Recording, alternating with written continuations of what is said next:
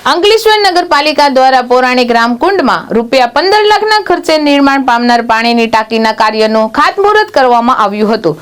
આ પ્રસંગે રામકુંડના મહંત ગંગાદાસ બાપુ સહિતના આગેવાનો ઉપસ્થિત રહ્યા હતા।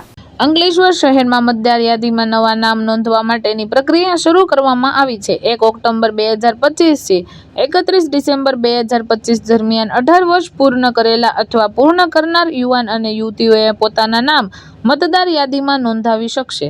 મતદાર યાદીમાં નામ નોંધાવવા માટે અરજદારે પાસપોર્ટ સાઇઝનો photo, Aadhaar card, living certificate, light bill અને રેશન કાર્ડ તેમજ ઘરના એક વ્યક્તિનું ચૂંટણી કાર્ડ સાથે ફોર્મ નંબર 6 સબમિટ કરવાનું ફરજિયાત રહેશે। આ સમગ્ર કામગીરી સ્પેશિયલ ઇન્ટેન્સિવ રિવિઝન અંતર્ગત હાથ ધરવામાં આવી રહી છે।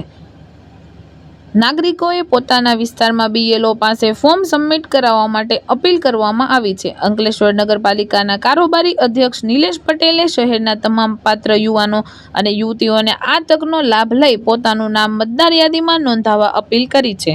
અંકલેશ્વર શહેર હદ વિસ્તારની અંદર જે નવા મતદારો છે જેમનું ઉંમર 1/10/2015 થી 31/12/2025 સુધીમાં 18 વર્ષ પૂર્ણ થયા હોય તો એવા નવા મતદારોએ પોતાના જે બૂથ છે એ બૂથની અંદર જે SRIની કામગીરી દરમિયાન જે BLO છે એમની પાસેથી ફોર્મ નંબર 6 ભરવાનું રહેશે।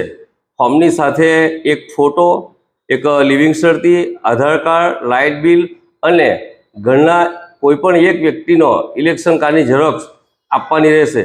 આ પ્રક્રિયા હાલ શરૂ કરવામાં આવી છે।